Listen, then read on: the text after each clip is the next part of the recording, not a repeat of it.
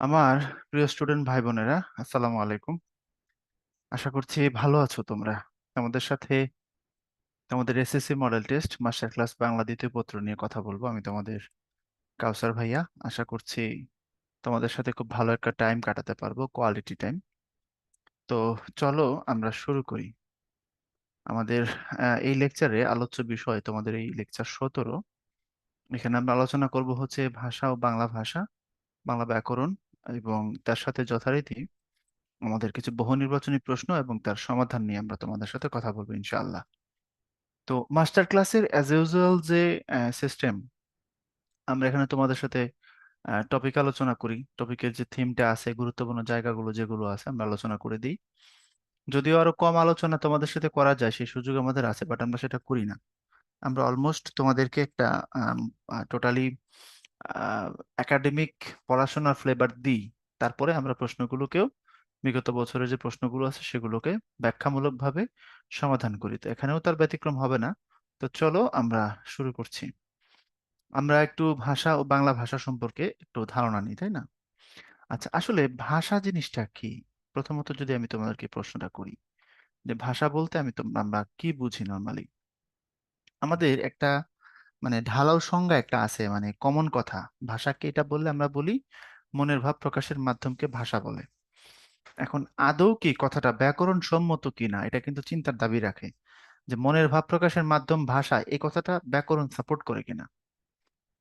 এটা একটা কমন সংজ্ঞা, অস্বীকার করছি না, কিন্তু এটাকে ব্যাকরণিক ভাবে নেওয়ার কোনো চান্স নাই। কারণ হচ্ছে তুমি বলছো যে মনের ভাব প্রকাশের মাধ্যমকে ভাষা বলে। তো মনের ভাব প্রকাশের মাধ্যমকে যে ভাষা বলে, এখানে মাধ্যম বলতে তুমি কি মিন করছো? আমার যদি কারো উপরে প্রচন্ড রাগ হয়, মনে করো আমার খুব মন খারাপ হলো, আর আমি তারে কানের নিচে ঘুরে ঠাস করে যেটা থাপ্পড় দিলাম, মনে করো আর কি, ধরে নাও। তো এই যে থাপ্পড়, আমি যে তাকে থাপ্পড় দিলাম, থাপ্পড় কি ভাষা কিনা বলো? এটা কি ভাষা? আমার কারো উপরে প্রচন্ড মন খারাপ হলো, আমি তাকে মারলাম, এটা ভাষা নয়। এটা মনের ভাব প্রকাশের মাধ্যম, কিন্তু ভাষা না। তো আমরা বলি এটাকে প্রায়োগিক জায়গায় ইন জেনারেল একটা ডেফিনেশন আমরা দাঁড় করাইছি। কিন্তু তুমি যখন ভাষার কথা বলবে, তোমাকে দুই তিনটা কথা আনতেই হবে। এক, তুমি অর্থপূর্ণ ধ্বনির কথা বলতে হবে। অর্থপূর্ণ ধ্বনি। আর সেটা তৈরি হবে বাকযন্ত্রের সাহায্যে। সেটা তৈরি হবে বাকযন্ত্রের সাহায্যে। এর মানে ভাষার সংজ্ঞা যদি তোমাকে দিতে হয়, পরিপূর্ণ সংজ্ঞা যদি তোমাকে বলতে হয়, তাহলে তোমাকে বলতে হবে এরকম যে মানুষ মনের ভাব প্রকাশের জন্য বাকযন্ত্রের সাহায্যে বাকযন্ত্রের সাহায্যে যে অর্থপূর্ণ ধ্বনি বা ধ্বনি সমষ্টি ব্যবহার করে তাকে ভাষা বলে। এবার ঠিক আছে, তাহলে দুইটা কথা ছাড়া তুমি ভাষার সংজ্ঞা দিতেই পারবে না, সম্ভব না। কারণ দিলে সেটা সংজ্ঞা হবে না। বাকযন্ত্র দিয়ে ধ্বনি তৈরি করা লাগবে। এখন প্রশ্ন হচ্ছে বাকযন্ত্র কি? ধ্বনি তৈরি হইলেই কি ভাষা হবে? ধরো আমার হাতে হচ্ছে এটা একটা রিমোট আছে, কারণ আমি রিমোটটা দিয়ে এরকম করে ধরো আমি সাউন্ড করলাম, এটা তো ধ্বনি হইলো। কিন্তু ধ্বনি কি অর্থপূর্ণ? না, ধ্বনি অর্থপূর্ণ না। এই ধ্বনিকে আমি বাকযন্ত্র দিয়ে তৈরি করলাম না, বাকযন্ত্র দিয়েও করলাম না। বাকযন্ত্র হচ্ছে আমাদের বডিতে কথা বলার জন্য যে অঙ্গ প্রত্যঙ্গ গুলো আছে সেগুলো। অর্থাৎ এটা শুরু হয় ফুসফুস থেকে। ফুসফুস, কণ্ঠনালী, কণ্ঠ, জিহ্বা, জিহ্বামূল, তারপরে ঠোঁট, তারপরে যে মুখের ভিতরে দাঁত আছে সেই দাঁত, তারপরে এই যে নাক পর্যন্ত। এই সবকিছু যেগুলো আমরা কথা বলার কাজে ব্যবহার করি, আমাদের অঙ্গ প্রত্যঙ্গগুলো, এগুলোকে এক কথায় বলা হয় বাকযন্ত্র। আর এই বাকযন্ত্রের সাহায্যে মানুষের যে অর্থপূর্ণ ধ্বনি বা ধ্বনি সমষ্টি মানুষ তৈরি করে, সেটাকে ভাষা বলে। আন্দাজে তুমি যদি বলে দাও এই কথাটা, যে মনের ভাব প্রকাশের মাধ্যম হলো ভাষা, তাহলে সংজ্ঞা ঠিক নেই। তাহলে ভাষার ক্ষেত্রে আমরা দুইটা জিনিসকে অবশ্যই এখানে রিমার্ক করব। একটা হচ্ছে বাকযন্ত্র, আর একটা হচ্ছে অর্থপূর্ণ ধ্বনি। তাহলে মনের ভাব প্রকাশের জন্য বাকযন্ত্রের সাহায্যে যে অর্থপূর্ণ ধ্বনিটা আমরা তৈরি করি, সব ধ্বনি ভাষা হবে না। বাকযন্ত্র দিয়ে তুমি ধ্বনি করছো, কিছু সাউন্ড করে গেছো মুখ দিয়ে, সেটাও ভাষা হবে না যদি সেটার অর্থ থাকে। এবং সেটা যদি মনের ভাব প্রকাশ করে তখন সেটাকে তুমি ভাষা বলতে পারবা। এখন ভাষা সম্পর্কে ফ্রম দ্য ভেরি বিগিনিং কিছু ইনফরমেশন আমাদের একটু জেনে নিতে হবে। আসলে আমরা যে ভাষাটা এখন পাইছি এটা আমরা কোথা থেকে পাইছি, কিভাবে আসলো, বাংলা ভাষায় যে আমরা কথা বলি সেটা আসলে কিভাবে তৈরি হয়েছে। ডক্টর হুমায়ুন আজাদ তার কত নদী সরোবর বইতে বলছে যে ভাষা কি এমন কিছু যে মানুষের মুখে জন্ম না নিয়ে রেখে গাছের মতো, যে গাছ থেকে গাছ হয় বা প্রাণী থেকে প্রাণী হয়, ভাষা কি এরকম কিনা, এইভাবে ভাষার জন্ম হয় কিনা। তো উত্তর হলো না, এইভাবে ভাষার জন্ম হয় না। ভাষার জন্ম হয় মানুষের মুখে, মানুষের মুখে ভাষার জন্ম হয়, এবং হাজার বছরের পথ চলায় ভাষা বদলে যায়, তার ধ্বনি বদল ঘটে, শব্দের অর্থের বদল ঘটে, শব্দের গঠন চেঞ্জ হয়ে যায়, এটা পরিবর্তনের ভিতর দিয়ে যায়। তো বিষয়টা হলো, যদি আমরা বাংলা ভাষার জন্ম নিয়ে কথা বলি, আজকে থেকে প্রায় 7,000 বছর পূর্বে, অর্থাৎ খ্রিস্টপূর্ব 5,000 বছর আগে এটা বলা হয়। 7,000 বছর মানে খ্রিস্টপূর্ব 5,000 বছর। এর মানে আজকে থেকে 2,000 বছর আগে যীশু খ্রিস্টের জন্ম হয়েছে। এখন 2023 সাল। তো খ্রিস্টের জন্মের বছর থেকে তো আমরা এই বছরটা গণনা শুরু করছি, এই জন্য কি খ্রিস্টাব্দ বলে। ইংরেজি সাল বলতে কোনো কথা নাই, এটা খ্রিস্টীয় সাল বা ঈসাই সাল। তো খ্রিস্টাব্দ মানে হচ্ছে যিশু বা ঈসা আলাইহিস সালামের জন্মের বছর থেকে গণনা করা হচ্ছে যে সালটা।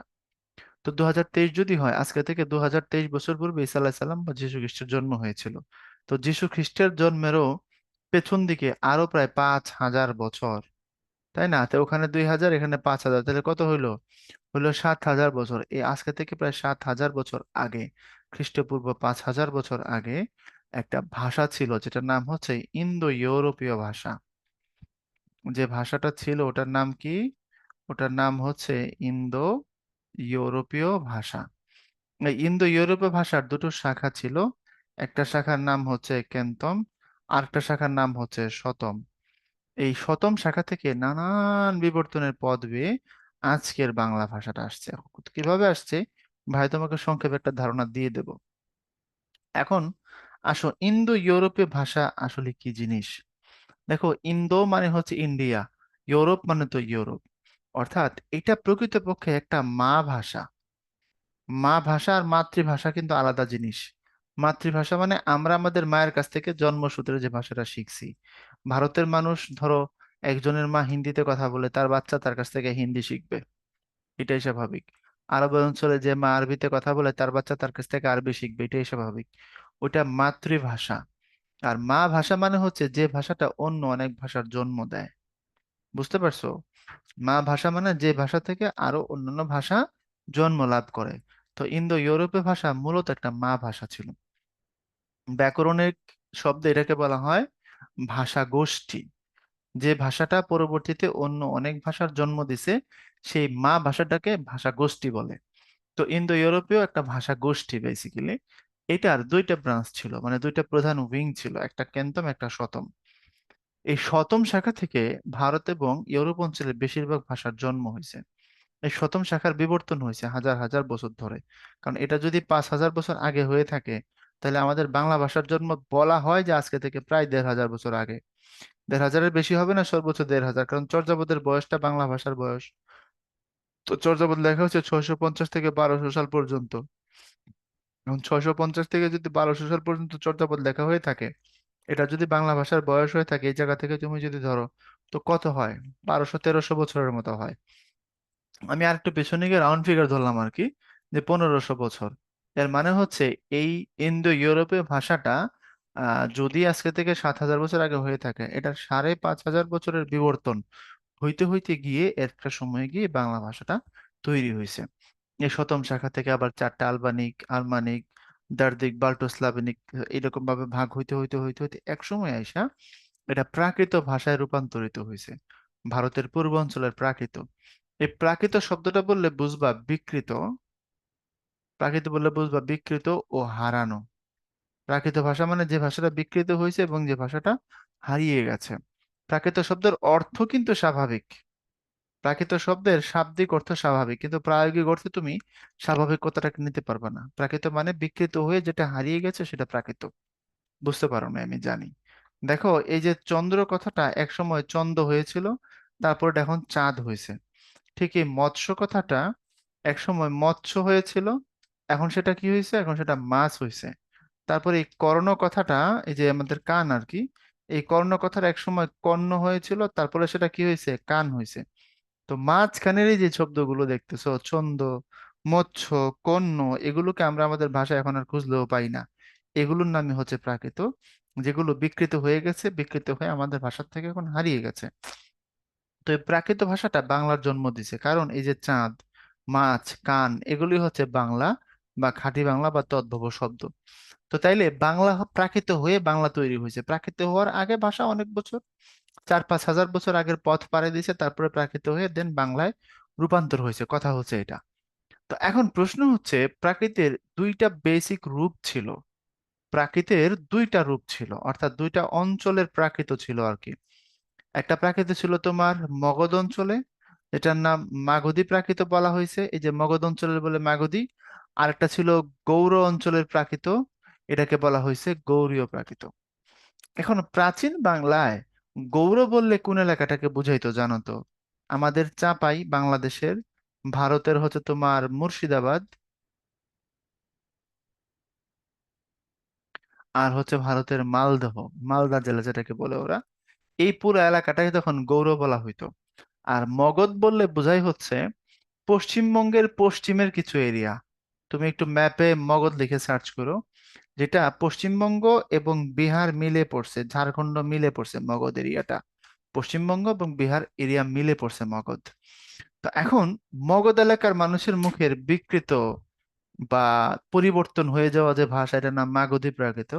আর গৌড় এলাকার মানুষের মুখে বিকৃত বা পরিবর্তন হয়ে যাওয়া যে ভাষাটা, এটার নাম গৌড়ীয় প্রাকৃত।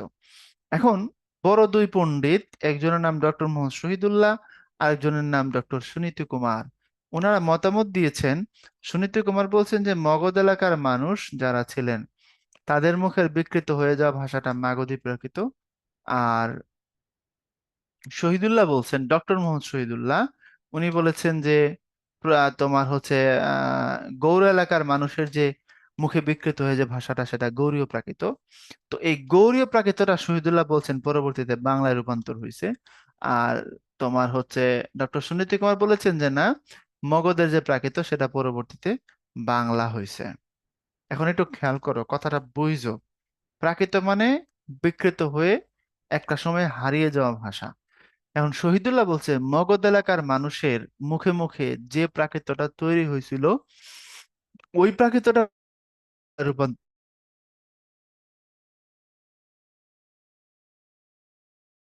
পরবর্তীতে গৌড়ীয় প্রাকৃত হয়েছে, হয়ে সেটা বাংলা হয়েছে। এখন শহীদুল্লাহ বলছেন গৌড়ীয় প্রাকৃত বাংলা হয়েছে, আর সুনীতি কুমার বলছেন মাগধী প্রাকৃত বাংলা হয়েছে। দুজনেই কিন্তু প্রাকৃতের প্রশ্নে একমত, এটা খেয়াল করো। দুজনেই এই জায়গায় একমত, কিন্তু অঞ্চলে দ্বিমত করেছেন। একজন বলছেন গৌড় থেকে, একজন, দুটাকেই মানি, অসুবিধা নাই। এখন তুমি যদি আমাকে পার্সোনালি প্রশ্ন করো, ভাইয়া আপনি কোনটাকে সাপোর্ট করেন, আপনার কি মনে হয় কোন প্রাকৃত বাংলা? দেখো, আমি তো শহীদুল্লাহ সুনীতি কুমার থেকে বেশি বুঝি না। আমি একজন সাধারণ মানুষ। যদি আমি মতামত দিতে হয় তাহলে আমি বলবো, আমি যেটা করি মতামত। কেন? কারণ মগধ বলতে যে এলাকাটাকে বোঝাতো, সেখানে এখন আর বেশিরভাগ বাংলায় কথা বলে না। মানে বাংলা ভাষা এরকম মিক্স হয়ে গেছে, নাই। প্রাকৃত বলতে যে এলাকাটাকে মিন করে, গৌড় যে এলাকাটা, সেখানে এখন পর্যন্ত শতভাগ মানুষ বাংলায় কথা বলে। তো এখন তুমি আমারে বোঝাও যে চাঁপাই নবাবগঞ্জ, মুর্শিদাবাদ এবং মালদহ, এই এলাকাতে সব মানুষই তোমার বাংলায় কথা বলে। এখন কোনটা বেশি গ্রহণযোগ্য হওয়া উচিত বলো? মানে তোমার, যে ব্যাপারটা এমন, যেখানে প্রচুর, তো সেখানে বেড়ে গেছে যারা এখন আর বাংলায় কথা বলে না। হুম, এটা কি এখন আর পুরোপুরি মানা যায় কিনা? মগধ যে এলাকাটা বোঝানো হইতো, সে এলাকাতে এখন 100% বাংলা নাই, অনেক ভাষার মিক্সিং হয়েছে। দ্যাট মিন্স এক যে এলাকা যেখানে বাংলা ভাষার জন্ম হয়েছিল, সেই জায়গাটা বলতে গেলে আর নাই ওখানে বাংলা। এটা একটা সময় তোমার হচ্ছে আহ মগধ বলতে যেটা বোঝাতো, এখন বিহারের পাটনা, গয়া এবং বাংলার কিছু অংশ নিয়ে এটা তৈরি হয়েছিল। বাংলার পুরোপুরি অংশ না। তাহলে যেখানে মগধ হইলো বা মাগধী প্রাকৃত তৈরি হইলো সেই জায়গায় আর বাংলা নাই, এটা মানা যায় না। বাংলা যাদের মুখে জন্ম নিল সেই ভাষাভাষী মানুষগুলো সব মরে গেল, এটা মানা যায় না। কিন্তু গৌড়তে, চাপাইতে, মুর্শিদাবাদে, মালদহতে এখন পর্যন্ত 100% মানুষ বাংলায় কথা বলে, এটা বেশি যুক্তিযুক্ত। বাংলা এখনো জন্ম হয়েছে, বাংলা এখনো এখানে শতভাগ মানুষ ব্যবহার করে, বেশি যুক্তিযুক্ত। বাট মগধ এলাকা আগে যেটাকে বোঝাইতো, এখন ওই অঞ্চলের শতভাগ মানুষ বাংলায় কথা বলে না। বুঝেছো?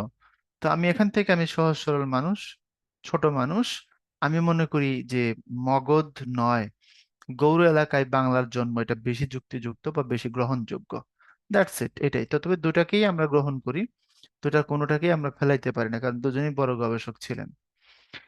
তো এখন আসো, ভাষার ক্রমবিবর্তন কিভাবে হয়েছে সেটা নিয়ে এখানে কিছু তথ্য আছে। ওকে,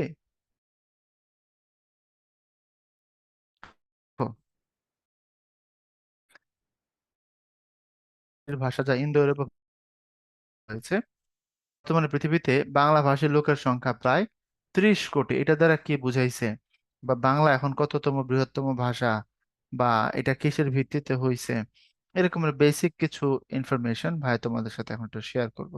ওকে, এই যে এখানে প্রচুর ইনফরমেশন আছে অলরেডি, আমরা এগুলো দিয়ে দেবো তোমাকে, তারপরে এখানে আমরা আবার আসতেছি।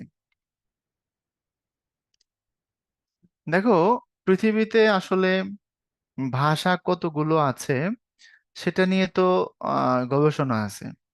তবে মনে রাখো, যত পরিসংখ্যান আছে সব পরিসংখ্যান ভুল।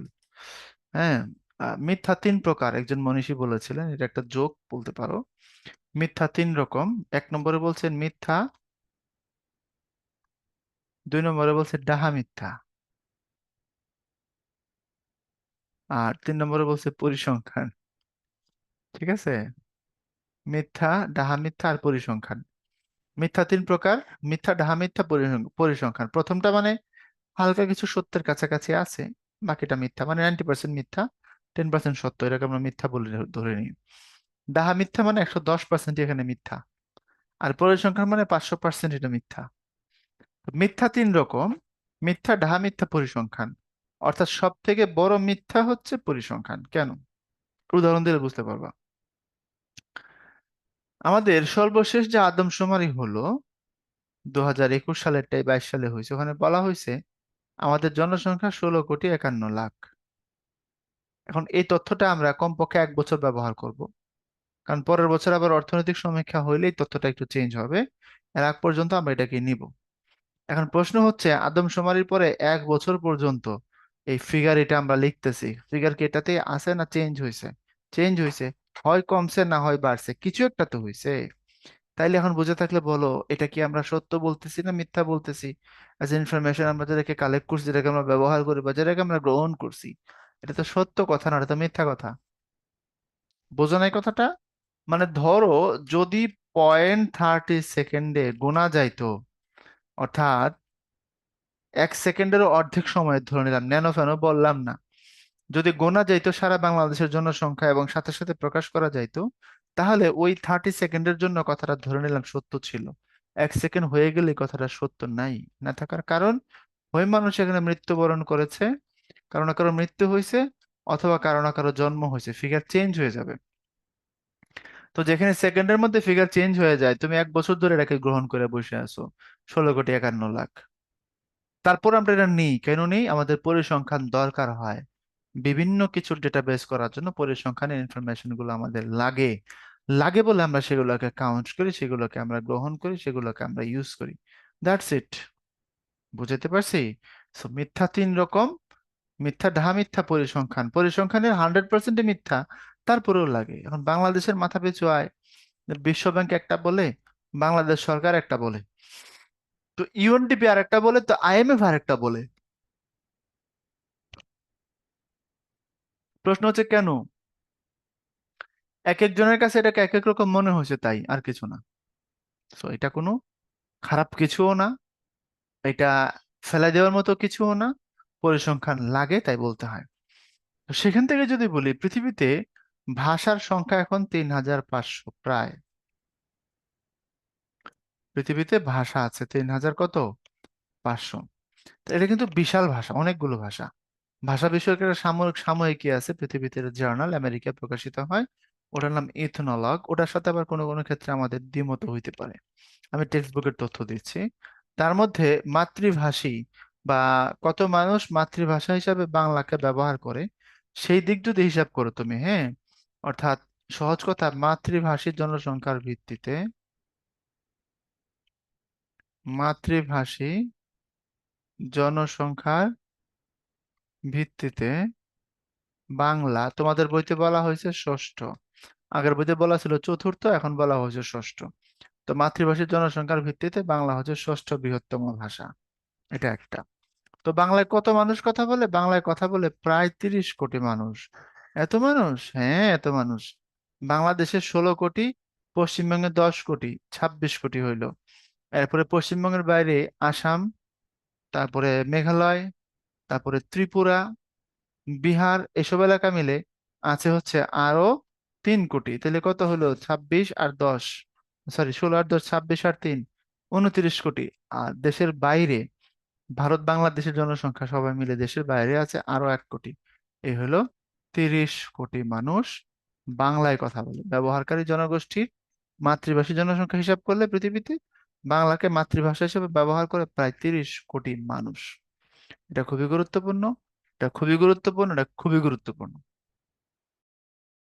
তো ভাষার কিন্তু আঞ্চলিক রূপ আছে, যেটা তোমাদেরকে ভাইয়া, এই যে এখানে এই প্রশ্নগুলোর পরে, এই যে এই জায়গায় যখন আমরা যাব, এই যে বাংলা ব্যাকরণ যখন যাব, ব্যাকরণের এই বেসিক তথ্যগুলো জানার আগে আমাদের এগুলো একটু জানতে হবে, কারণ এটা লাগবে, তাই না? ভাষার আঞ্চলিক রূপ আছে। কথা হচ্ছে এই বাংলা ভাষার আঞ্চলিক রূপকে কি বলে? হ্যাঁ, বাংলা ভাষার যে বৈচিত্র্য আছে, এক এক অঞ্চলে যে আমরা এক এক ভাবে কথা বলি, এটাকে কি বলে? এটাকে উপভাষা বলে। ভাষার আঞ্চলিক রূপকে উপভাষা বলে। এটাকে ইংলিশে বলা হয় ডায়ালেক্ট। ভাষার যে আঞ্চলিক রূপ, এটাকে ইংলিশে বলা হয় ডায়ালেক্ট। এখন এটা কেমন? তাহলে কি বিশ্বের বিভিন্ন ভাষায় আছে এটা? হ্যাঁ, পৃথিবীর সব ভাষার উপভাষা আছে।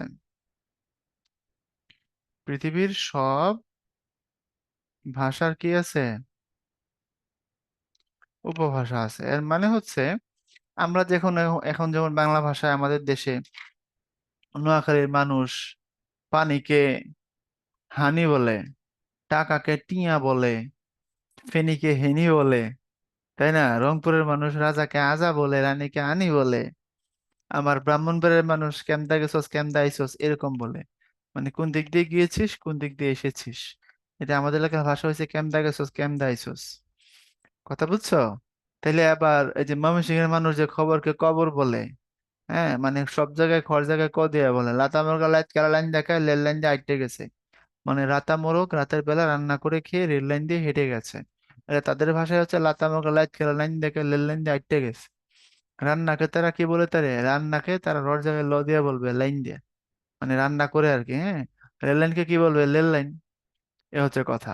তো এখন তাদের আঞ্চলিকতার সাথে আমাদের আঞ্চলিকতা, আমাদের অঞ্চলের সাথে চিটাগাং এর আঞ্চলিকতা, চিটাগাং এর আঞ্চলিকতার সাথে নোয়াখালীর আঞ্চলিকতা, বা নোয়াখালীর আঞ্চলিকতার সাথে রংপুরের আঞ্চলিকতা মিলে না। এই যে উপভাষার যে বৈচিত্র্য, বা রাজশাহীর ভাষা, মামার বেটা কি হয়েছে বুঝতে পারছো না ক, কিছু বলছে তো বলছে গো, যে এই যে এক এক এলাকার মানুষ এক এক ভাবে কথা বলছে, এটা পৃথিবীর সব ভাষাতে আছে। শুধু বাংলা ভাষায় যেমনটা হয় এমন না, পৃথিবীতে সব ভাষায় এটা হয়। 13 থেকে বা 17 কিলোমিটার অন্তর অন্তর দূরত্ব অতিক্রম করলে ভাষা তার ব্যবহারিক রূপের বৈচিত্র্যে পরিবর্তন নিয়ে আসে। অর্থাৎ তুমি এখন এখানে যেমন বলছো, এখান থেকে ধরো 14-15 কিলোমিটার দূরে গেলে তার উচ্চারণে ভিন্নতা পাবা। বিশ্বাস না হয় ঢাকায় এসে দেখো, ঢাকার বুড়িগঙ্গার উত্তর পাশের ভাষা একরকম, দক্ষিণ পাশের ভাষা আরেক রকম। এই যে অরিজিনাল যে কুট্টি ল্যাঙ্গুয়েজ যেটা বলে ঢাকাইয়া, পুরান ঢাকাইয়া যে ভাষা, বেলে কি হয়েছে, কিছু তো বুঝার পারতেছি না, আমি ওর বাড়িতে ভিগেছি কিন্তু খুঁজে পাইনি কে। যে এই যে ভাষাটা, এটা কিন্তু বেসিক্যালি জিঞ্জিরের ভাষা। এটা নদী পার হয়ে উত্তর পাশে এসে কিছুটা মডিফাই হয়ে গেছে। এবং এই ভাষাটা শাহবাগ পার হওয়ার পরে আর নাই, বিশ্বাস করো, নাই। এখন শাহবাগ থেকে তুমি যদি সোজা যাও বুড়িগঙ্গা পর্যন্ত, গুলিস্তান পার হলে 5 কিলো হইতে পারে হাইয়েস্ট শাহবাগ থেকে তোমার ঢাকা বিশ্ববিদ্যালয় পার হয়ে দক্ষিণ দিকে ঢাকা বিশ্ববিদ্যালয় গিয়ে ঢাকা মেডিকেল, মেডিকেলের পরে বংশাল, 5 কিলো হবে না। শাহবাগের মোড় থেকে সোজা যদি তুমি বুড়িগঙ্গা সদরঘাট পর্যন্ত যাও, 5 কিলো হবে না, 4 কিলোর আশেপাশে কম বেশি হইতে পারে। আমি ধরলাম 5 কিলো। আর বুড়িগঙ্গা ধরো আর হচ্ছে 500 মিটার বা 400 মিটার, হাফ কিলো তো না, ধরো 400 মিটার। তাহলে কি ঘটলো?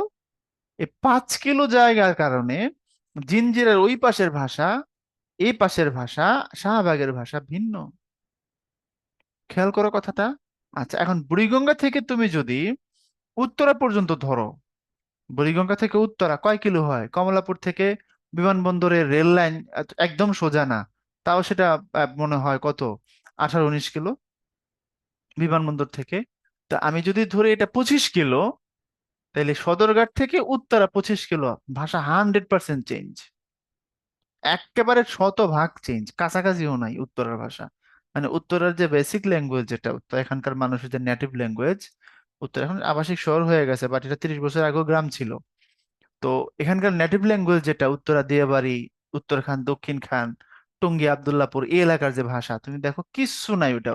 এটা পুরো গাজীপুরের ভাষা, কাপাসিয়ার অঞ্চলের ভাষাটা মডিফাই হইতে হইতে এখানে এসে একটা নতুন রূপ নিছে। গাজীপুরের যে ভাষা, পুবাইলের যে ভাষা, ওইটা খুব বৈচিত্র্য লাগতেছে কিন্তু, খেয়াল করে দেখো। এখন তুমি গাজীপুর সদরে আসো, গাজীপুর সদর থেকে উত্তর দিকে কাপাসিয়া, টোক দিয়ে যেদিক দিয়ে কিশোরগঞ্জ যায়, কাপাসিয়া পার হলে সব চেঞ্জ, কিশোরগঞ্জের ভাষা। আর কিছু নাই, কিশোরগঞ্জের ভাষা। কিশোরগঞ্জ পার হয়ে তুমি ব্রাহ্মণবাড়িয়া আসো, ভাষা শেষ। রসকসহীন এক অদ্ভুত ভাষা আমাদের ব্রাহ্মণবাড়িয়ার ভাষা, একেবারে রসফস নেই। ব্রাহ্মণবাড়িয়ার একটা জেলা, এখানে কুমিল্লার আঞ্চলিক টান আছে এক জায়গায়। আমাদের যে এলাকাটা কোসবা, যেটা কুমিল্লার সাথে যে এলাকাটা আছে, সেখানে কুমিল্লার আঞ্চলিক টান আছে। আবার আমাদের যে সদর, একেবারে সদরের যে এলাকাটা আখাউড়া পর্যন্ত, এখানে চট্টগ্রামের ভাষার ব্যাপক প্রভাব আছে, কারণ আমাদের পূর্ব দিকে তো তোমার ত্রিপুরা রাজ্য। তো ত্রিপুরার ভাষা ককবরক। এই ককবরক ভাষার প্রচুর শব্দ চিটাগাঙ্গের আঞ্চলিক ভাষায় আছে, প্রচুর। ত্রিপুরাদের ভাষা যেটা আর কি, ককবরক, এটা এই ভাষাটা, এই কক বরক এই ভাষাটা। তো এই ভাষার শব্দ আমাদের ভাষাতে প্রচুর পরিমাণে আমরা ইউজ করি। আমি বড় হয়ে বুঝছি এটা ককবরক শব্দ। চিটাঙ্গের ভাষাতে যে শব্দটা ঢুকছে আর কি, ত্রিপুরার ভাষা। তো আমাদের ভাষায় কুমিল্লার আঞ্চলিক ভাষার প্রভাব একদিকে, মুরাদনগরের দিকের যে ভাষা, নবীনগর, মুরাদনগর, ওই এলাকার ভাষাটা আমাদের বাঞ্ছারামপুরে আছে, নারায়ণগঞ্জের ভাষার প্রভাব বাঞ্ছারামপুরে আছে। সদরে ককবরক ভাষার প্রভাব, অদ্ভুত ভাষা, ব্রাহ্মণবাড়িয়ার অরিজিনাল ভাষা, তাহিরি যে ভাষায় কথা বলে। তারপরে তোমার হচ্ছে আমাদের ভাষাটা আর কি এটা, হ্যাঁ। তারপরে উত্তর দিকে তুমি যদি যাও, আশ্চর্য সিলেটি ভাষার প্রভাব। ব্রাহ্মণবাড়িয়ার নাসিরনগর, আমার উপজেলা বিজয়নগর, যেখানে হবিগঞ্জের সাথে গিয়ে শেষ হয়ে গেছে আমাদের টাচ, হবিগঞ্জের সাথে উত্তর দিকে লাখাই, হবিগঞ্জের লাখাই আমাদের নাসিরনগর, হবিগঞ্জের মাধবপুর আমাদের বিজয়নগর, এই এলাকা গিয়ে শেষ হয়েছে জেলা।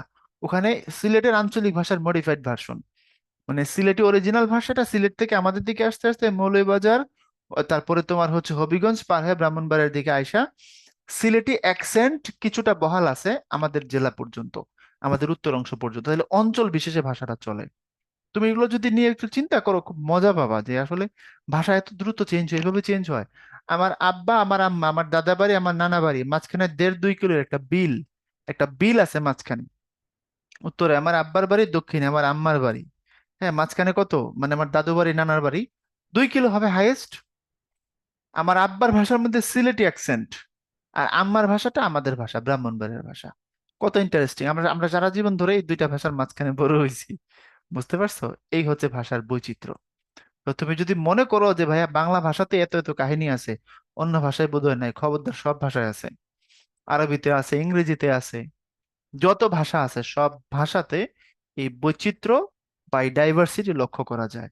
এখন এটা কি খারাপ না ভালো? এটা ভালো, অনেক ভালো, অনেক ভালো। কারণ যে ভাষাতে যত বেশি ডাইভার্সিটি আছে, বৈচিত্র্য আছে, যে ভাষার উপভাষার সংখ্যা যত বেশি হবে, সেই ভাষা তত বেশি রিচ, সেই ভাষা তত বেশি সমৃদ্ধ।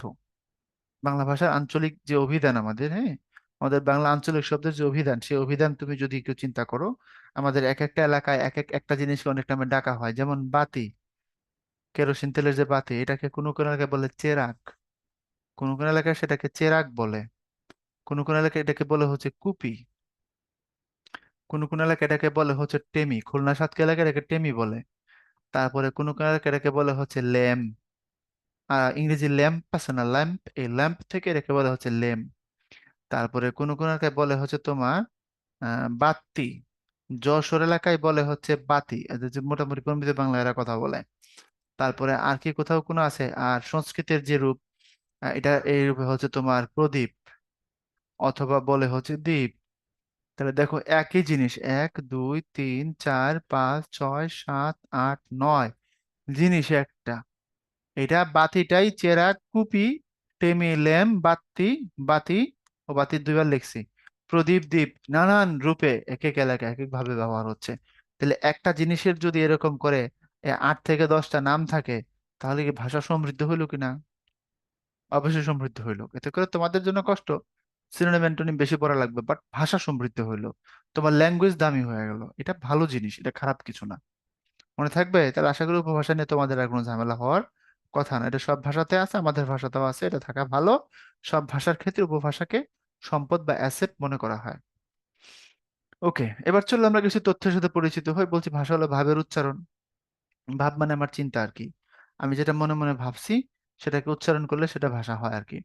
ভাষার ক্ষুদ্রতম একক ধ্বনি, ডেফিনেটলি। এই ধ্বনিকে তুমি একটা সময় রূপ দিলে সেটা বর্ণ হয়।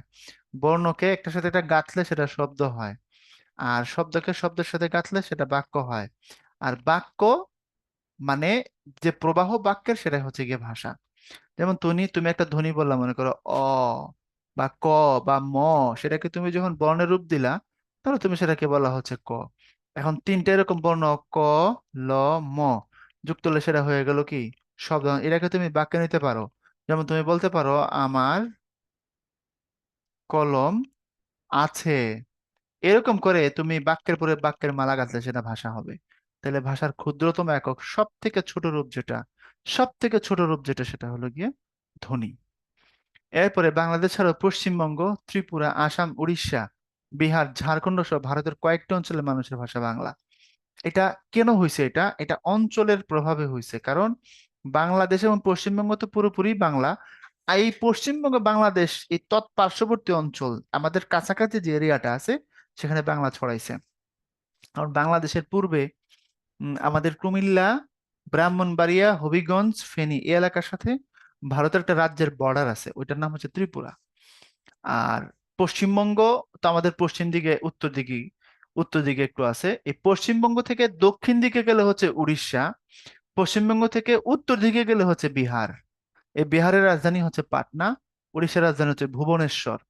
আর পশ্চিমবঙ্গ থেকে বরাবর পশ্চিম দিকে হলো ঝাড়খণ্ড। মানে ধরো এটা হচ্ছে গিয়ে পশ্চিমবঙ্গ রাজ্য, এইদিকে হচ্ছে গিয়ে উড়িষ্যা একটু দক্ষিণ দিকে, আর এইদিকে হচ্ছে তোমার বিহার, আর এরকম মাঝামাঝি হচ্ছে ঝাড়খণ্ড। একটু ম্যাপ দেখো, সমস্যা নাই, আমি বলতেছি না। আমার ভিডিও পজ করো, পজ করে তুমি পশ্চিমবঙ্গের ম্যাপ বের করো, মোবাইলে গুগল করো, লেখো পশ্চিমবঙ্গের মানচিত্র, সার্চ করো, পশ্চিমবঙ্গের মানচিত্র আসবে এবং তার পাশে দেখবা আসবে। অথবা তুমি ভারতের মানচিত্র লিখবে, ভারতের মানচিত্র রাজ্য সহ, ভারতের 28টা রাজ্য সহ মানচিত্র আসবে।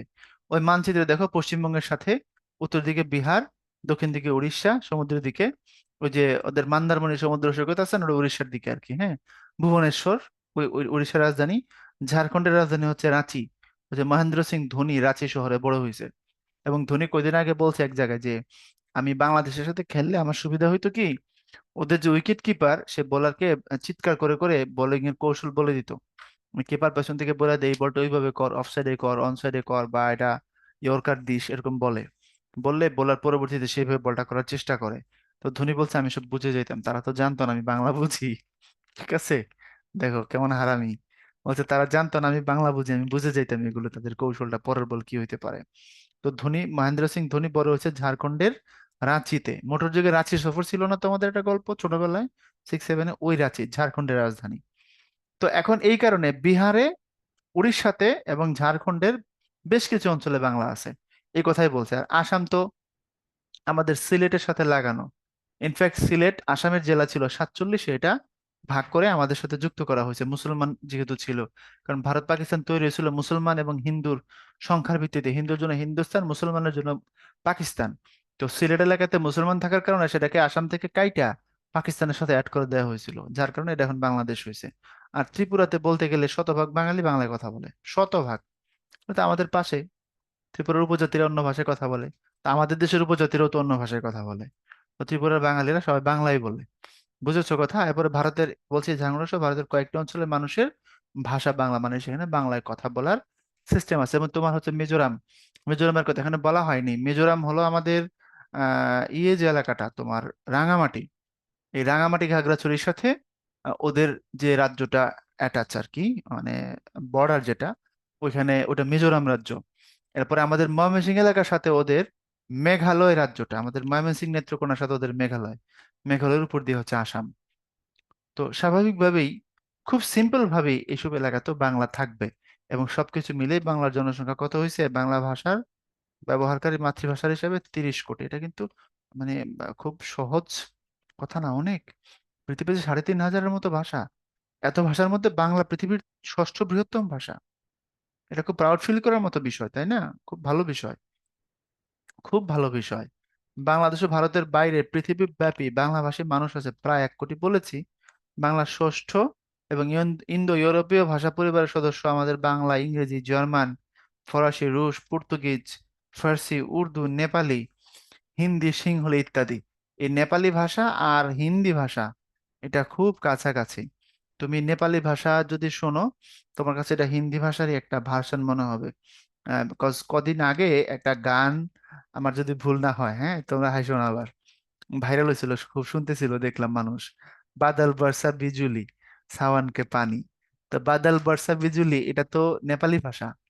তো নেপালি ভাষার মধ্যে দেখো পুরাই হিন্দির ফ্লেভার না, এবং প্রচুর বাংলা শব্দ আছে ওই জায়গায়। নেপালি ভাষাতে বাংলার মডিফাইড ভার্সনের রূপে এটাকে ব্যবহার করে ওরা, প্রচুর শব্দ।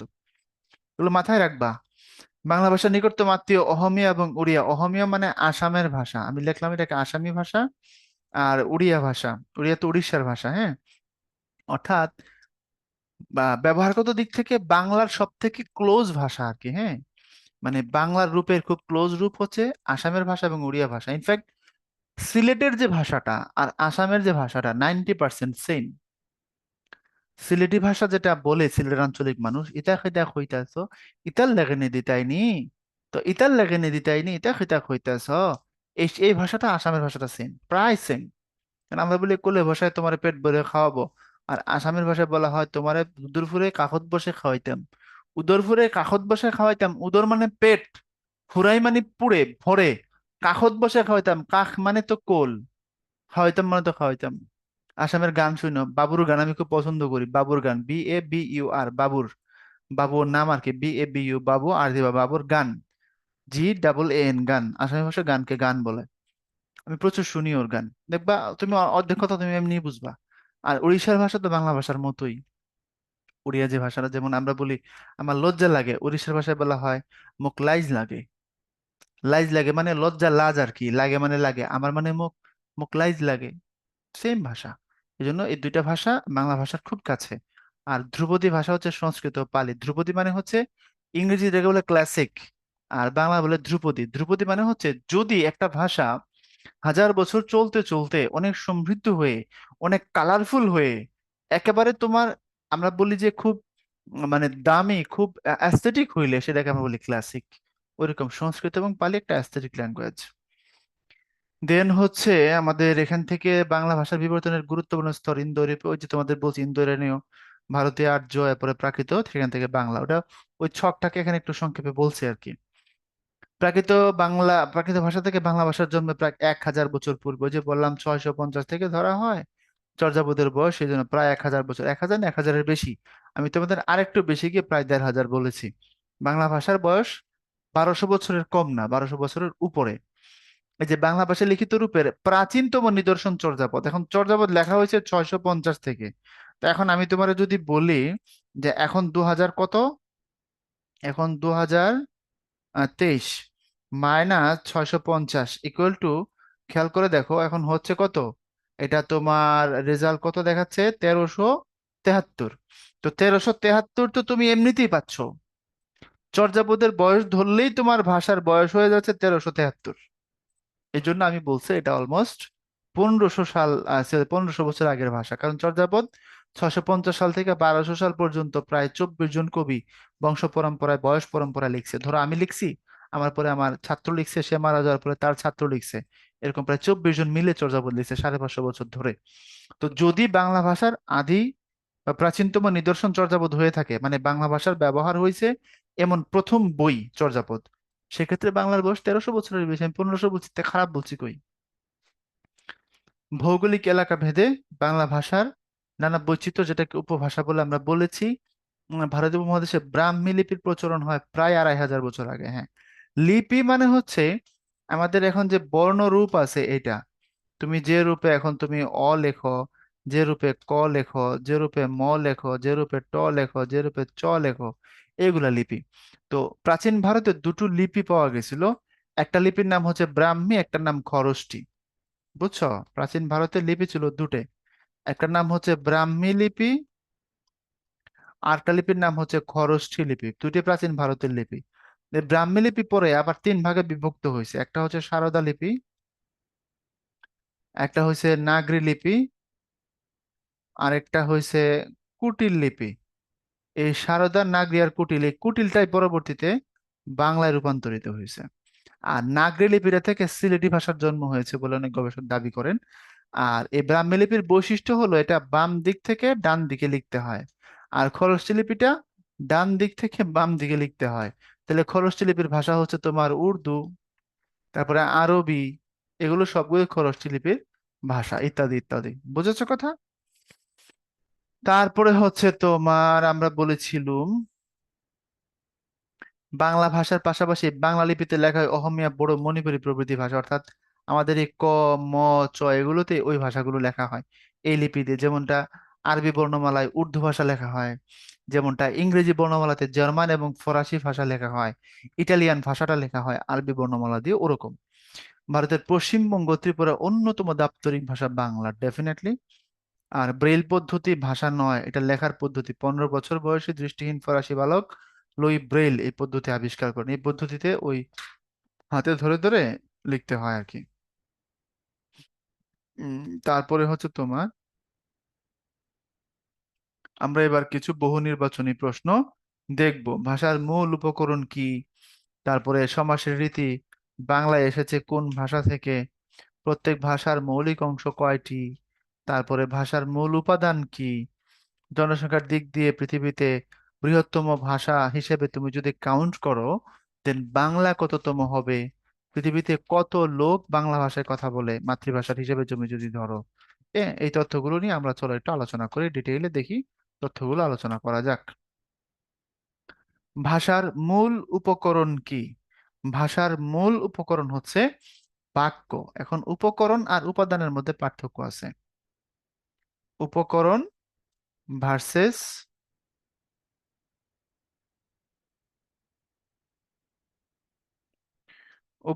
ভার্সেস উপাদান, সেটা কেমন? ধরো তুমি নিলা হচ্ছে পানি, H2O। এটা পানি কি উপকরণ না উপাদান? পানি একটা উপকরণ। এখন এটার মধ্যে কি আছে বলো? এটার মধ্যে আছে H2O, মানে এটার মধ্যে আছে হাইড্রোজেন, আর আছে কি, আর আছে হচ্ছে অক্সিজেন। তাহলে তুমি হাইড্রোজেন আর অক্সিজেন, এই দুইটা উপাদান দিয়ে যে উপকরণ বানাইছো সেটা পানি। তুমি গবেষণার জন্য উপকরণ নিয়েছো পানি, আর পানির উপাদান হচ্ছে হাইড্রোজেন এবং অক্সিজেন। তো ভাষার উপকরণ হচ্ছে বাক্য। বাক্যের মধ্যে উপাদান হিসাবে যখন তুমি যখন খুঁজবা, এখানে বর্ণ আছে, শব্দ আছে, ধ্বনি আছে। বুঝেছো কথা? এবং সবচেয়ে ক্ষুদ্রতম যে উপাদান, সব থেকে ছোট যে রূপ, সেটা ধ্বনি। সমাসের রীতি, বাংলা এসেছে কোন ভাষা থেকে? সংস্কৃত ভাষা থেকে, কারণ সমাস শব্দটাই হচ্ছে সংস্কৃত। এই সম যোগ আস সমান হচ্ছে গিয়ে সমাস, এই প্রসেসটা সংস্কৃতের প্রসেস। প্রত্যেক ভাষার মৌলিক অংশ কয়টি? পৃথিবীতে যত ভাষা আছে বাংলা, ইংরেজি, আরবি, উর্দু, সব ভাষার মৌলিক অংশ হচ্ছে তোমার চারটি। এগুলো হচ্ছে ধ্বনি, প্রথমত ধ্বনি লাগবে। দ্বিতীয়ত তুমি ধ্বনি থেকে এক সময় শব্দ বানাবা, শব্দ থেকে এক সময় বাক্য বানাবা, আর আলটিমেটলি এই সমস্ত কিছুর একটা অর্থ থাকবে, তখন সেটা বাক্য মানে ভাষা হবে। এই হলো এক, এ হলো দুই, এ হলো তিন, এ হলো চার। প্রত্যেক ভাষার মৌলিক উপাদান এই চারটা। এরপরে ভাষার মূল উপাদান কি আমরা বলেছিলাম, উপকরণ বললে বাক্য, উপাদান বললে সেটা অবশ্যই ধ্বনি। কারণ ধ্বনি মূল উপাদান, এখান থেকে শুরু। জনসংখ্যার দিক দিয়ে পৃথিবীর বৃহৎ মাতৃভাষার মধ্যে বাংলার অবস্থান হলো মামুর বেটারা, আগে এটা চতুর্থ ছিল, কিন্তু লাস্ট জরিপ এটা ষষ্ঠ হয়ে গেছে। বর্তমানে পৃথিবীতে কত কোটি লোকের ভাষা বাংলা? প্রায় 30 কোটি লোকের ভাষা বাংলা। কারণ আমরা যদি বলি বাংলাদেশ, আমাদের দেশে আছে অলমোস্ট কত কোটি? আমরা 16 কোটি। তারপরে পশ্চিমবঙ্গ, ভারতের পশ্চিমবঙ্গে আছে হচ্ছে তোমার 10 কোটি, 26। তারপরে ভারতের পশ্চিমবঙ্গের বাইরে অন্যান্য রাজ্য, ওখানে আছে আরো 3 কোটি। আর 3 কোটির পরে আমাদের আরো প্রবাসী বাঙালি আছে প্রায় আরো 1 কোটি। এই হলো হিসাব, ইকুয়াল টু 30 কোটি লোকের ভাষা পৃথিবীতে বাংলা। বর্তমান পৃথিবীতে কত ভাষা প্রচলিত আছে? এখন এটা বললামই তো, এক এক জরিপে এক এক রকম বলবে।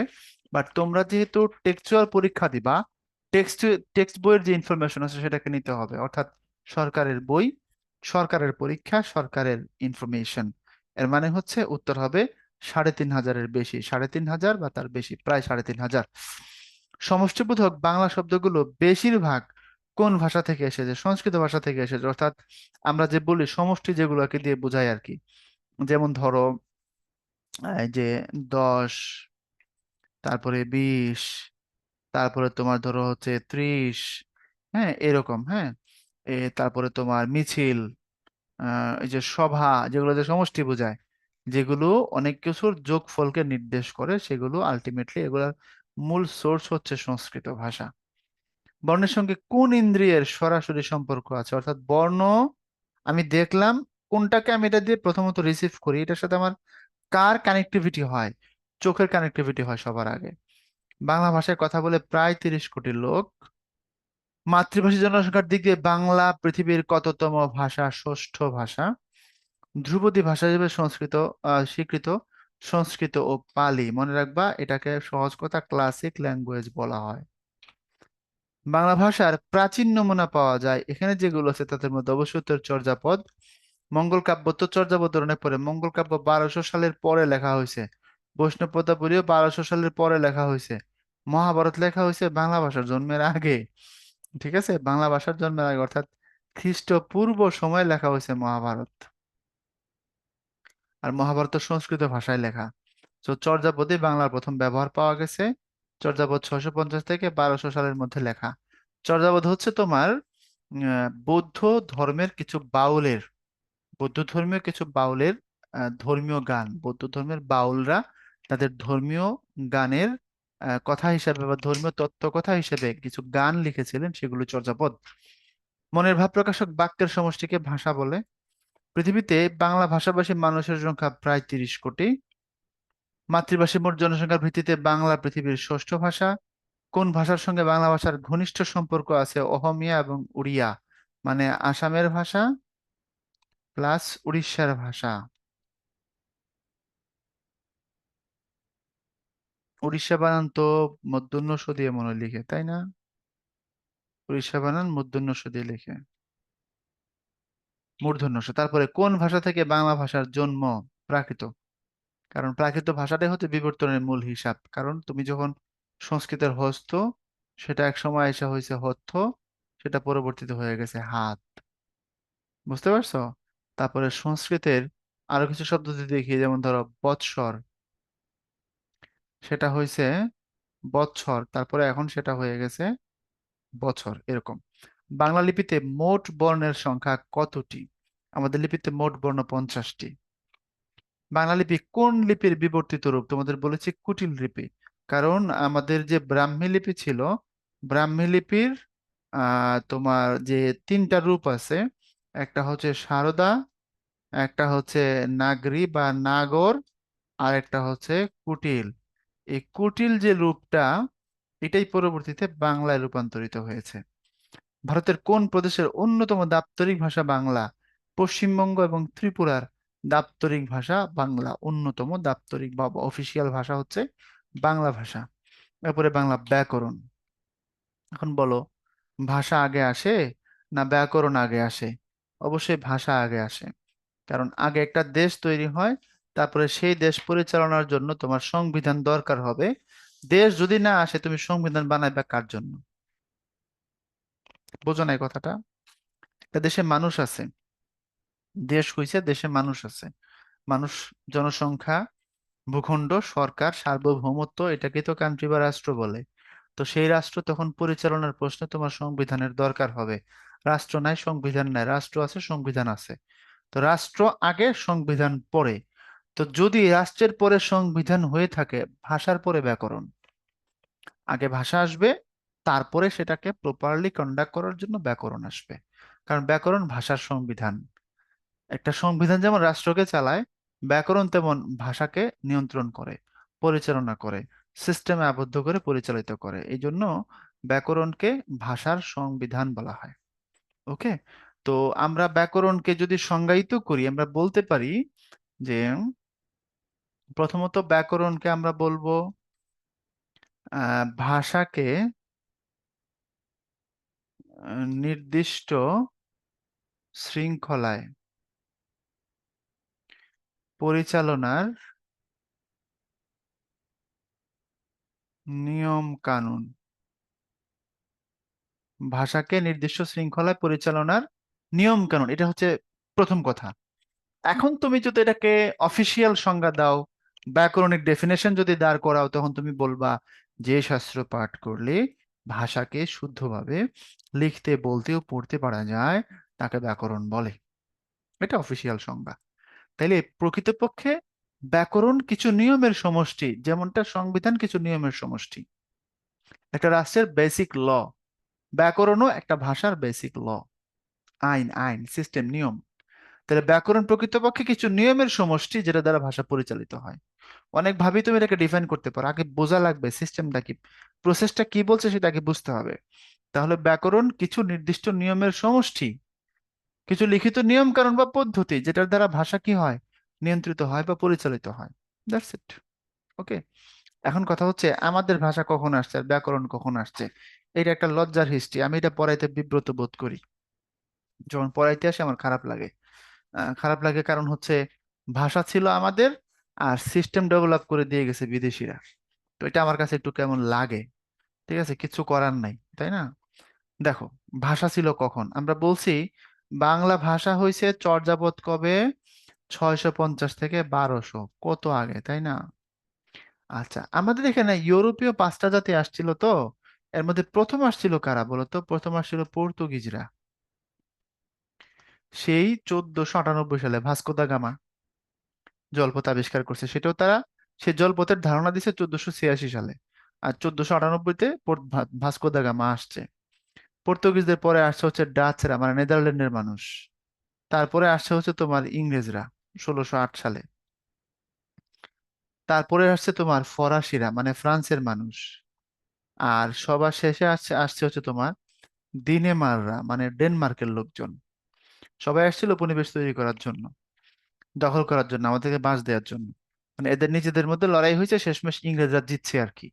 বুঝো না, এই ফরাসিরা ইংরেজরা সবাই যুদ্ধ করছে, কিন্তু নিজেরা নিজেরা, কারা কারা আমাদেরকে দখল করে তারপরে শোষণ করবে সেই জন্য। তুমি দেখো, ফরাসি একজন সৈনিক, ওর নাম হচ্ছে সাফ্রে, কোথাও কোথাও লেখা আছে সিনফ্রে। তো সাফ্রে বা সিনফ্রে যাই বলো না কেন, 1757 সালে এই বেটা পলাশির যুদ্ধে নবাব সিরাজউদ্দৌলার সহযোগী হয়ে ইংরেজদের বিরুদ্ধে যুদ্ধ করে বেটা জীবন দিয়ে দিছে। দেখো এবার। তো কদিন আগে ইমানুয়েল ম্যাক্রো বাংলাদেশে আসছিল না, ফ্রান্সের প্রেসিডেন্ট। তো সে বলতেছে যে আমরা কিন্তু সবসময় আপনাদের পক্ষে, এমনকি পলাশির যুদ্ধের সময় আমরা আপনাদের পক্ষে ছিলাম। মানে কত ভাবে পাম দেওয়া যায়। পলাশির যুদ্ধের সময় সে নাকি আমাদের পক্ষে ছিল। আরে বেটা, তুই পক্ষে ছিলিস কি আমাদের ভালোর জন্য নাকি? তুই পক্ষে ছিলিস ইংরেজকে হারানোর জন্য। ইংরেজদেরকে পরাজিত করে এখান থেকে বিদায় করতে পারলে তোরা আমাদেরকে দখল করে পিড়াইতি, ইংরেজরাও পিড়াইছে, তোরাও পিড়াইতি, এটি একই কাজ তো করতি, স্বার্থের জন্য, তাই না? যাই হোক, তো এই 5 দল আমাদের এখানে আসছিল। উদ্দেশ্য ছিল, বেসিক উদ্দেশ্য ছিল দুইটা। এক ছিল উপনিবেশ, আমাদেরকে দখল করা ব্যবসার নাম দিয়া। আর দ্বিতীয় যেটা ছিল সেটা হচ্ছে ধর্ম প্রচার। তুমি যদি তখনকার হিস্ট্রি পড়ো, বড় হচ্ছে তো পড়বা, দেখবা সবার মধ্যেই কিছু মিশনারি ছিল, তারা ধর্ম প্রচার করত, খ্রিস্টান ধর্ম। তো ওরা এসে দেখলো যে বাঙালি ওদের ভাষা বোঝে না। এখন ধর্মপ্রচার বলো আর ব্যবসা বলো আর উপনিবেশ বলো, এই ভাষাগত যোগাযোগ তো খুব জরুরি। আমি তোমার ভাষা বুঝি না, তো ভালো বললা না খারাপ বললা আমার তো কিছু যায় আসে না। তো তারা দেখলো যে বাঙালি বা এই দেশের মানুষ, এখানকার মানুষ ওদের ভাষা বোঝে না। তখন তারা নিজেরা বাধ্য হয়ে আমাদের ভাষা শিখলো। আমাদের ভাষা শিখা ওরা বসে থাকে নাই, এই ভাষা নিয়ে প্রচুর কাজ করছে এরা। ওই কাজ করতে গিয়েই প্রথম বাংলা ভাষার ব্যাকরণ ওরা লিখা বসছে। এটা লজ্জার না বলো? আমরা কি করছিলাম, ঘাস কাটছিলাম? আমাদের ব্যাকরণ নিয়ে প্রথম চেষ্টা করছে একজন পর্তুগিজ পাদ্রী। ওর নাম হচ্ছে আম, তোমার মানুয়েল দা আশু সুম্পুসাও, অদ্ভুত নাম। তারপরে একজন ইংরেজ নাথানেল ব্রাসি হেলহেড। তারপরে আরেকজন ইংরেজ, ওর নাম উইলিয়াম কেরি। এই তিনজন বিদেশি মানুষ বাংলা ভাষার ব্যাকরণ লেখার পরে আমরা দেখলাম ইজ্জত আর শেষ, সব শেষ, একদম হাটে হাড়ি ভাঙ্গা। তখন আমাদের একজন বাঙালি, তখনকার সময় সব থেকে স্মার্ট এবং শিক্ষিত বাঙালি, ওনার নাম রাজা রামমোহন রায়, উনি লিখলেন বাংলা ভাষার ব্যাকরণ বাঙালি হিসেবে। তাও প্রথমে তিনি ইংরেজি ভাষাতেই লিখছিলেন, পরে বাংলায় সেটাকে আবার অনুবাদ করা হয়। এরপরে রাজা রামমোহন রায়ের পরে আস্তে আস্তে প্রচুর ব্যাকরণ লেখা হয়েছে। আধুনিক কালের যত ব্যাকরণ আমরা পড়ি সবই এই ধারারই ফল। তো এই হচ্ছে ব্যাকরণের সংক্ষিপ্ত পরিচয় যদি তোমাকে আমি দিই। তাহলে দেখো, ভাষা আমার, আর ব্যাকরণ প্রথম লেখা হয়েছে কাদের হাতে? ব্যাকরণ প্রথম লেখা হয়েছে বিদেশিদের হাতে। এটা আসলে একটু কেমন লজ্জাই লাগে আমার কাছে বলতে। ইনফ্যাক্ট বাংলা লিপিটাও ফাইনাল করে গেছেন একজন বিদেশি, চার্লস উইলকিন্স।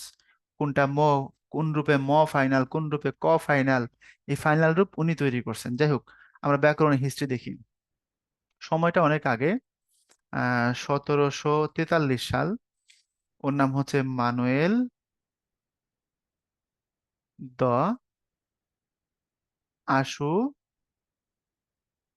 সুম্পসাও। সে একটা ব্যাকরণ বই লিখলো, বইটার নাম হলো ভোকাবুলারিও, ভোকাবুলারিও এম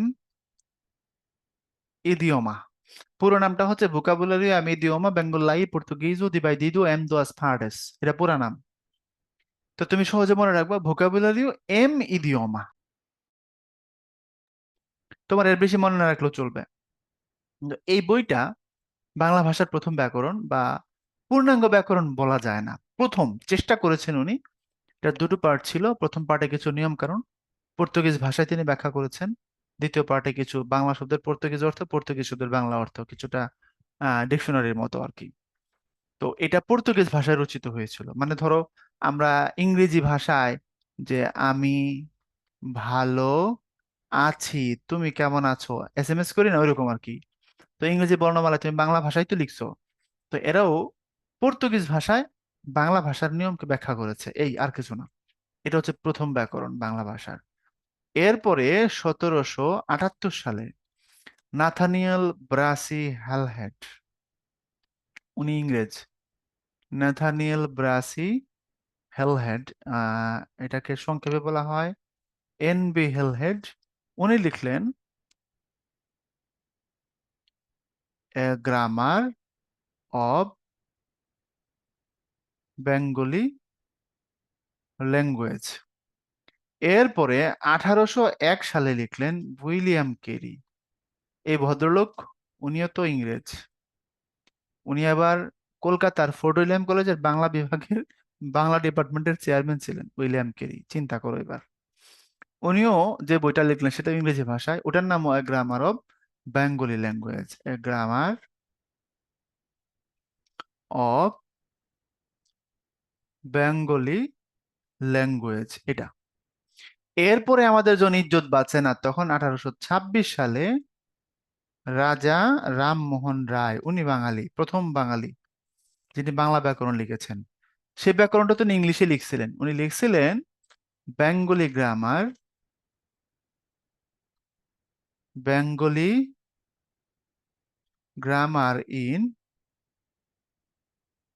ইংলিশ ল্যাঙ্গুয়েজ, এটা ওনার লেখা বই। তো সবগুলোই উপরেরটা পর্তুগিজ ভাষায়, পরের তিনটা ইংরেজি ভাষায়। তো রামমোহনের এই যে বইটা, Bengali grammar in English language, এই বইটা পরে 1833 সালে, হ্যাঁ, অনুবাদ করা হয়েছিল এই উপরের এই বইটাকেই, অনুবাদ করে নাম দেয়া হয়েছিল গৌড়ীয় ব্যাকরণ। গৌড়ীয় ব্যাকরণ নামে এই বইটা পড়ে বাজারে আসে। তো রামমোহন একটা বইই লিখেছেন, প্রথমে সেটা ইংরেজিতে লিখেছেন, পরে সেটার বাংলা অনুবাদ মার্কেটে আসে গৌড়ীয় ব্যাকরণ নামে। এই হচ্ছে কথা। তো আশা করি ব্যাকরণের হিস্ট্রিটা মোটামুটি তোমার ধরাই দিতে পারছি। এখন ইতিহাস কি বলছে বলো, আমি লজ্জা কেন পাই এবার বুঝছো? এই জন্য লজ্জা পাই। তো এরপরে যদি বলো ব্যাকরণ আরো লিখছেন কিনা, হ্যাঁ এরপরে লিখছেন, এরপরে বিদ্যাসাগর খুব বিখ্যাত ব্যাকরণ লিখেছেন একটা, বিদ্যাসাগর, নাম হচ্ছে ব্যাকরণ কৌমুদী। কৌমুদী মানে হচ্ছে জ্যোৎস্না আর কি, হ্যাঁ। তারপরে আধুনিক কালে আর তো নাম নাই বললাম, এনামুল হক থেকে শুরু করে প্রচুর ব্যাকরণ আধুনিক কালে লেখা হয়েছে। তো সংক্ষেপে এটা ব্যাকরণের ইতিহাস, আমাদের বাংলা ব্যাকরণের পথ চলার সংক্ষিপ্ত পরিচয় তোমাকে দিয়ে দিলাম। এখন আসো আমরা একটু সামনের দিকে যাই। যে তথ্যগুলো আছে এখানে দেখো, ব্যাকরণের সংজ্ঞাগুলো দিয়ে রাখছি আমরা। ব্যাকরণ শব্দের অর্থ বিশেষভাবে বিশ্লেষণ। এ বি একটা উপসর্গ, এর অর্থ বিশেষ। একটা উপসর্গ, এখানে এটা আলোচনা অর্থে ব্যবহার হয়েছে। তারপরে ক্রি হলো গিয়া ধাতু, এই যে ধাতু চিহ্ন। তারপরে হচ্ছে অন হলো প্রত্যয়, ক্রি মানে করা। তো বিশেষ ভাবে আলোচনা বা ব্যাখ্যা করা বা বিশ্লেষণ করা, ব্যাকরণ শব্দের অর্থ আর কি, বিশেষ ভাবে বিশ্লেষণ। ওই যে পর্তুগিজ ভাষায় লিখছে না, ভোকাবুলারি মিডিয়াম বেঙ্গলাই পর্তুগিজ ডিভাইডিdo em duas partes, যার লেখক মানুয়েল দা বা মানুয়েল দাস সম্পর্সাও। এরপর তো বাংলা ভাষায় প্রথম ব্যাকরণ লিখেছেন গৌড়ীয় ব্যাকরণ, রাজা রামমোহন রায়। এই হলো হিস্ট্রি। এরপর আরো কিছু তথ্য তোমার সাথে শেয়ার করি। এই যে ন্যাথানিয়েল ব্রাসি হেলহেড 1743-এ, সরি পর্তুগিজ ভাষায় ভোকাবুলারি মিডিয়াম 1743-এ, আর 1778 Nathaniel Brassey Halhed, 1826 Raja Rammohan Roy Bengali grammar in the English language, গরিব ব্যাকরণ 1833-এ। এই যারই অনুবাদ ছিল এই বইটা, বুঝছো? নতুন না কিন্তু, রামমোহন দুটো লিখেননি, একটাই লিখেছেন। এরপরে ব্যাকরণের আলোচ্য বিষয় চারটা: ধ্বনিতত্ত্ব বা ফনোলজি, শব্দতত্ত্ব বা রূপতত্ত্ব, এটার ইংরেজিতে বলা হয় মরফোলজি। এরপরে বাক্যতত্ত্ব বা পদক্রম, এটাকে ইংলিশে বলে সিনট্যাক্স। অর্থতত্ত্ব, এটাকে ইংলিশে বলা হয় সিম্যান্টিক্স। তো এখন আলোচ্য বিষয় মানে কি? ব্যাকরণের যে টপিকস গুলো আমরা আলোচনা করি, এই টপিকস গুলোকে চারটা লেভেলে ফেলা যায় আর কি। অর্থাৎ যে সকল টপিক ধ্বনি রিলেটেড সেগুলোই ধ্বনি তত্ত্বের, যে সকল সব টপিক শব্দ রিলেটেড সেগুলো শব্দ তত্ত্বের অংশ, যে সকল টপিক বাক্য রিলেটেড সেগুলো বাক্য তত্ত্বের অংশ, আর যে সকল টপিক অর্থ রিলেটেড সেগুলো অর্থতত্ত্বের অংশ। এই হচ্ছে প্রসেস, বুঝছো এবার? তাহলে ধ্বনি, বর্ণ, সন্ধি, ধ্বনির প্রকারভেদ, এগুলো ধ্বনি তত্ত্ব। শব্দ, শব্দের গঠন, শব্দের উৎপত্তি, শব্দের বিকাশ, শব্দের প্রকারভেদ, এই সবকিছু হচ্ছে তোমার শব্দতত্ত্ব। আবার শব্দ তৈরি করার যে প্রসেসগুলো, মানে সমাস, উপসর্গ, প্রত্যয়, এগুলো সবগুলো শব্দতত্ত্বের অংশ, কারণ শব্দ তৈরি হয় এই প্রসেসে। এরপরে বাক্য, বাক্যের প্রকারভেদ, বাক্যের গঠন, হ্যাঁ, তারপরে বাক্যের রূপান্তর, বাক্য রিলেটেড যত কিছু আছে সব বাক্যতত্ত্ব। এরপরে শব্দের অর্থ, পদের অর্থ, বাক্যের অর্থ, বিপরীতার্থক শব্দ, সমার্থক শব্দ, এগুলো অর্থতত্ত্বের অংশ। কারণ তোমরা তো যায় যখন প্রশ্ন যদি করা হয় যে সমার্থক শব্দ কোন তত্ত্বে আলোচনা করা হয়, চোখ বন্ধ করে লেখা থুয়ে আসবা শব্দতত্ত্বে, কারণ শব্দ দেখছো ওই জায়গায়, খবরদার। এটা অর্থতত্ত্বে আলোচনা করা হয়। তারপরে বিপরীতার্থক শব্দ কোন তত্ত্বে আলোচনা করা হয়, তুমি এটাকে বলবো অর্থতত্ত্বে আলোচনা করা হয়। তাইলে সমার্থক মানে সমান অর্থ বিশিষ্ট, বিপরীতার্থক মানে বিপরীত অর্থ বিশিষ্ট। দ্যাট মিন্স এখানে অর্থটাই হচ্ছে প্রধান, মানে অর্থ তত্ত্বে আলোচনা করা হয়। ওকে। তারপরে আসো যদি আগে বাড়ি, ধ্বনিতত্ত্বে আলোচ্য বিষয় এখানে বলেছি কোন কোন কোন বিষয় ধ্বনিতত্ত্বে। রূপতত্ত্ব বা শব্দতত্ত্বে কি আলোচনা করা হয়, বাক্যতত্ত্বে কি, অর্থতত্ত্বে কি, এই যে বিপরীত শব্দ, প্রতিশব্দের নামে সমার্থক শব্দ, শব্দ জোড়। শব্দ জোড় মানে এক জোড়া শব্দ, দেখতে একরকম কিন্তু অর্থ ভিন্ন ভিন্ন হবে। যেমন একটা উদাহরণ দিই তোমাদেরকে, ধরো আপন, দন্তন্য আপন মানে হচ্ছে নিজ। আচ্ছা, এরপরে আপন লিখলাম মূর্ধন্য দিয়ে, এ আপন মানে হচ্ছে গিয়ে দোকান। তোমাদের বইতে আছে, শব্দ জোড় আলোচনা হবে, যখন হবে দেখাই দিব। এরপরে বাগ অর্থ, শব্দের অর্থের যে শ্রেণী বিভাগ যে চেঞ্জ হয়ে যায়, শব্দের উৎকর্ষ অপকর্ষ, শব্দের অর্থ মানে ইয়ে যে হয়ে যায়, চেঞ্জ হয়ে যায়। যেমন ধরো রাজাকার, এই রাজাকার শব্দটা কিন্তু ভালো অর্থ মূলত, রাজার আকার, রাজাকার রাজার মতো। বাট এখন রাজাকার বললে বিশ্বাসঘাতক বেঈমান বাংলাদেশের মানুষ যারা ইন্ডিয়া এবং ভারতের দালালি করে তাদেরকে বলা হয়। তাহলে ছিল একরকম হয়ে গেছে আরেক রকম। এই যে শব্দের রূপ মানে ক্রমবিবর্তন হয়েছে সেটাকে বাগর্থ বলে। আর বাগধারা তো বোঝোই, বুঝছো তো, অর্থতত্ত্বকে বাগর্থ তত্ত্বও বলা হয়। তো এই জায়গাটা একটু মুখস্থ করে নিও, কোন তত্ত্বে কোনটা আলোচনা হয়, এটা কিন্তু পরীক্ষায় দিয়ে দিতে পারে। এরপরে আমরা বহু নির্বাচনী প্রশ্ন নিয়ে একটু কথা বলবো। এমসিকিউ গুলো সবসময় বিগত বছর যে এমসিকিউ আছে সেগুলোকে জোর দিয়ে পড়বা। তবে এখানে কিছু কথা তোমাকে আমি বলে রাখি, আগের বইয়ের সাথে তোমাদের এখনকার বইয়ের যেহেতু কিছু ইনফরমেশনগত পরিবর্তন আছে, সুতরাং বোর্ড কোশ্চেনের সবগুলোই তুমি তোমার বইয়ের মতো করে পাবে না। কজ তোমার বই থেকে তো তুমি বোর্ড পরীক্ষা হয়েছে আর কয়টা, আগের বই থেকেই তো বেশি, তাই না? সো আগের বইয়ের কোশ্চেন গুলো এখানে আছে, যেখানে থট ভিন্ন হবে, নতুন থট আসছে তোমার বইতে যেখানে চেঞ্জ হয়ে গেছে, সেই জায়গাগুলো আমরা আমাদের মতো করে বলে দেবো। সন্ধি ব্যাকরণের কোন তত্ত্বে আলোচনা করা হয়? সন্ধি ধ্বনি তত্ত্বে, কারণ দুটি ধ্বনির মিলনকে সন্ধি বলে। সব ভাষার ব্যাকরণে প্রধানত কয়টি বিষয়? চারটি বিষয়। ওই যে ধ্বনি, তারপরে শব্দ, তারপরে বাক্য, ও শব্দ ভাষার ব্যাকরণেই, আচ্ছা আচ্ছা, সরি সরি সরি, সব ভাষার ব্যাকরণেই তোমার হচ্ছে চারটা বিষয় আলোচনা করা হয়। একই রকমের খালি তত্ত্ব যোগ করতে হবে আর কি। ধ্বনিতত্ত্ব, শব্দতত্ত্ব, বাক্যতত্ত্ব, অর্ধতত্ত্ব, এই ছিল কথা। এটা সব ক্ষেত্রেই হবে, সব ভাষার সব ব্যাকরণের জন্য প্রযোজ্য, সব ক্ষেত্রে প্রযোজ্য। নত্য সত্য বিধান ব্যাকরণের কোন তত্ত্বে আলোচনা করা হয়? ধ্বনিতত্ত্বে। এরপরে প্রশ্ন হচ্ছে আহ ব্যাকরণ শব্দের ব্যুৎপত্তিগত অর্থ কি? ব্যুৎপত্তি মানে বুঝবা জন্মগত, ব্যুৎপত্তি মানে জন্মগত, বিশেষ ভাবে বিশ্লেষণ। তারপরে পদের রূপ পরিবর্তন ব্যাকরণের কোন অংশে আলোচনা করা হয়? মানে পদ এক জায়গায় একরকম ছিল সেটা আরেকরকম হয়ে যাবে, তো সেটা বাক্যতত্ত্বে পরিবর্তন করা আলোচনা করা হবে। কারণ যেমন ছিল সেটা তেমন নাই, অন্য ভাবে হইছে, বাক্যের মধ্যে চেঞ্জ চলে আসছে। যেমন এই সুন্দর কথাটাই একসময় সৌন্দর্য হয়, তাই না? অর্থাৎ তুমি এই যে বিউটিটা ইংলিশে যখন তুমি করো বিউটিফুল, এমনকি বিউটিফাইও পর্যন্ত হয়, তাই না? বিউটিফাইও হয়। সো বাক্যতত্ত্ব হবে। তারপরে বাংলা ব্যাকরণে প্রধান আলোচ্য বিষয় কয়টি? প্রধান আলোচ্য বিষয় চারটি। এরপরে শব্দতত্ত্বের আরেক নাম রূপতত্ত্ব, কারণ শব্দের ক্ষুদ্রতম অংশকে রূপ বলা হয়।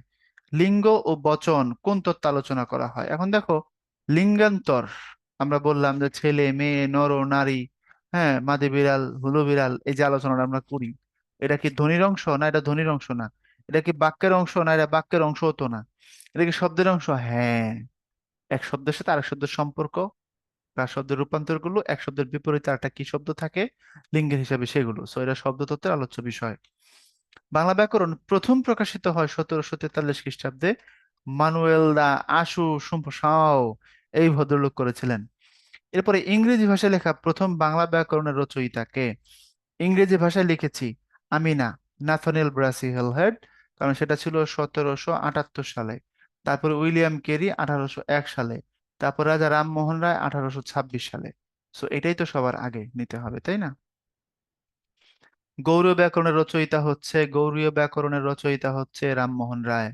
তার ইংরেজি বইটারই বাংলা অনুবাদের নাম ছিল গৌড়ীয় ব্যাকরণ। এরপর বাকযন্ত্র ব্যাকরণের কোন আলোচ্য বিষয়? বাকযন্ত্র দিয়ে ধ্বনি তৈরি করা হয়। সো বাকযন্ত্র চোখ বন্ধ করে বলবো ধ্বনি তত্ত্বে, কারণ অ আ ই উ ই প ম চ যা কিছু বলো না কেন সবগুলোতেই ধ্বনি তৈরি হচ্ছে, এর মানে ধ্বনি তত্ত্বের আলোচ্য বিষয় বাকযন্ত্র। এরপরে নিচের কোনটি রূপতত্ত্বের আলোচ্য বিষয়? রূপতত্ত্ব মানে হচ্ছে শব্দতত্ত্ব। তো শব্দতত্ত্বে কি করো তুমি? শব্দ গঠন করো, তাই না? শব্দের পরিবর্তন ঘটাও। তো এটা শব্দতত্ত্বের আলোচ্য বিষয়, শব্দ গঠন যেটা রূপতত্ত্ব। কারণ শব্দ তুমি গঠন করো তিনটা প্রসেসে বেসিক্যালি। সাধিত শব্দ গঠন করার তিনটা পদ্ধতি আছে। এই তিনটা পদ্ধতি কি? তিনটা পদ্ধতি হচ্ছে, তুমি সমাস দ্বারা শব্দ তৈরি করো, তুমি উপসর্গ দিয়ে শব্দ তৈরি করো, তুমি প্রত্যয় দিয়ে শব্দ তৈরি করো। সো এগুলো সবগুলো শব্দ গঠন, মানে এগুলো সবগুলো রূপতত্ত্বের আলোচ্য বিষয়। প্রথম বাংলা ব্যাকরণের ভূমিকা কি ছিল? পূর্ণাঙ্গ ব্যাকরণের, বাংলা শব্দকোষের, পর্তুগিজ শব্দকোষের, বাংলা পর্তুগিজ অভিধানের তোমাদের বলেছি যে ভোকাবুলারিও এম ইদিওমা বেঙ্গলাই পর্তুগিজ ও দিবাইদিদো এম দুয়াস পারেস।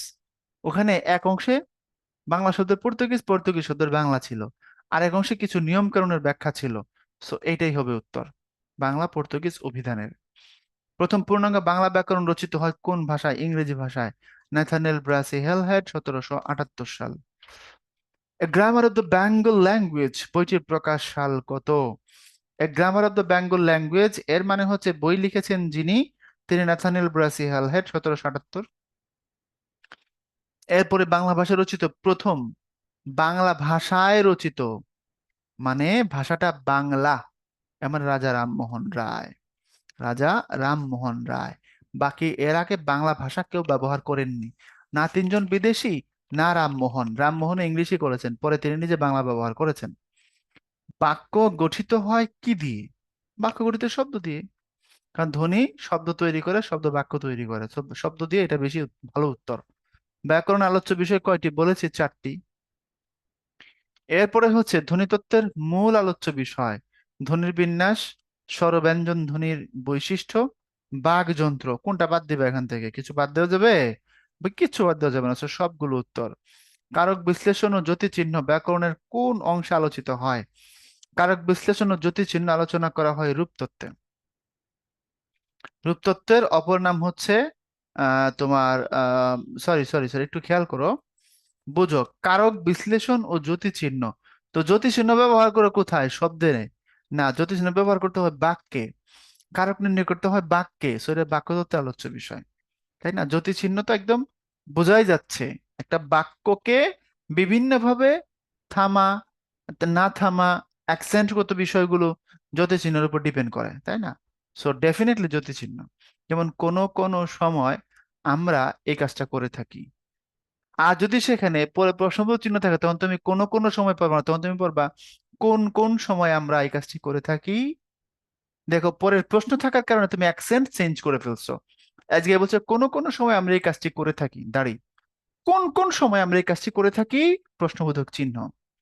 সো ডেফিনেটলি চোখ বন্ধ করে বলতে পারতেছি আমরা, কারক বিশ্লেষণ, জ্যোতি চিহ্ন, এগুলো সবগুলো বাক্যতত্ত্বের আলোচ্য বিষয়।